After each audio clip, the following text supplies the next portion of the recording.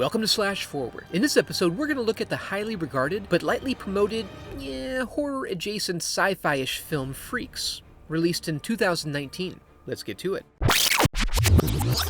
We open in Room, where young Chloe is gazing out a hole in the window, longing for a snow cone and admiring some stagnant birds. She's pulled away by her father Henry with a warning not to be seen, lest she wants the bad guys to get her. We then get a sequence of scenes that show Henry trying hard to present a normal childhood experience for her, while also training her up with survivalist skills. She's drilled on a fake backstory she's to use if Daddy ever leaves and fails to come home. This is all an attempt to help Chloe pass as normal. Then Dad has a nice blood cry before evening meditations. The next day we see a more active outside world than we'd expect. Chloe sees her neighbor Harper patronizing the ice cream truck that seems to be permanently stationed outside her home, and Chloe wishes her to bring some ice cream until her self-actualization of the outside world is successful, albeit sticky. This leads to a rather awkward and confusing interaction between our residents and their neighbors, indicating a much less apocalyptic outside world than it would seem from inside the house. That evening we learn how Harper knew who Chloe was, as this interaction we see in Chloe's closet is actually happening for Harper in her bedroom. Chloe compels Harper to roleplay as her dead mother, and instead of sending her for an ice bath, she uses her to get proxy permission to go outside. She mentions this to her dad, who promises her a bucket of ice cream if she just stays inside. Unfortunately, he returns from his errands,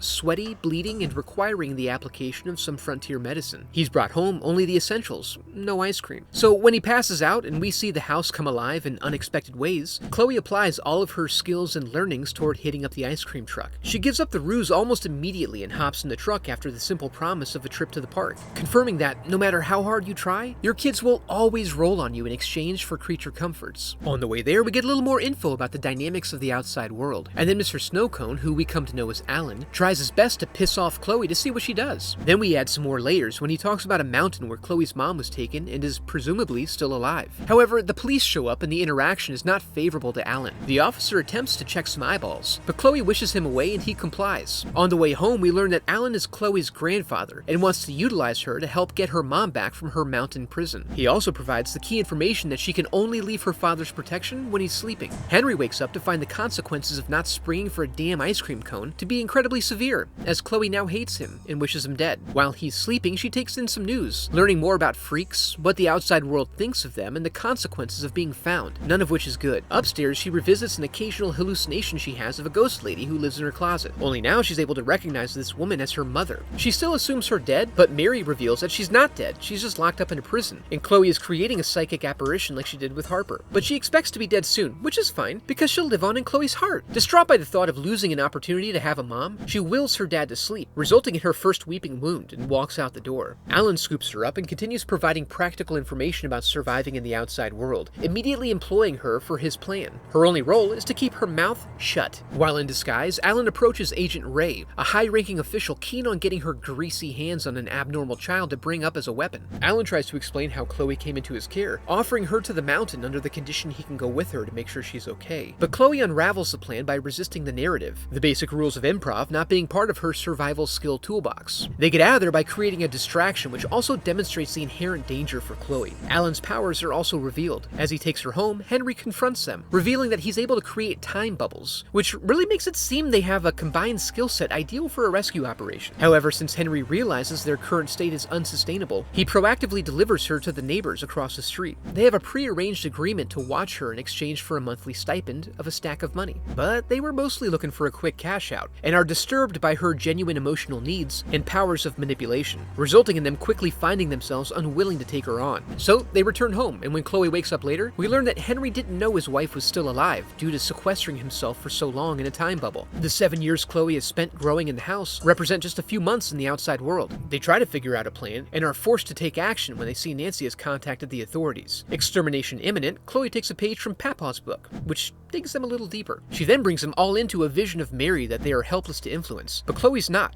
So she does, and it's only a moderately surreal experience. I love you too, Mommy. Gross. And she helps her work her way through the facility, learning that Mary needs space to utilize her powers, requiring her to get topside. Agent Ray then shows up at their house, and Henry uses a time bubble to get cleaned up. He claims that he's the recent owner of the house and is planning on flipping it. Unfortunately, his story falls apart, as Ray is too adept at identifying the telltale signs of a freak in hiding. She has come to acquire Chloe and offers him some brutal honesty. You will be killed. but hopes he'll make the sacrifice, rather than prompting them to use the Hellfire drone to wipe his house off the map. However, when an alarm goes off at the mountain facility, it alerts Agent Ray, who recognizes that Chloe has already been spoiled as a candidate for her program. So she goes scorched earth, slipping a bullet into Henry's time bubble, and then attempts to eliminate Chloe. She's stopped by Alan, and then more directly by Chloe herself. Henry buys some time for Chloe as she uses her last strength to get Mommy outside, where she pops off. And then Henry uses his last bit of strength to slow things down enough for them to get out. Mary arrives as the cleanup crew closes in, and she turns them into a pink mist. As they fly away, they resolve to live out loud with their powers, prepared to stop anyone who threatens them.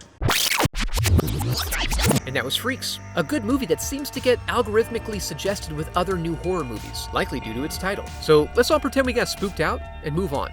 If you enjoyed the video, I'd love for you to become a part of the channel by subscribing. Thanks for watching.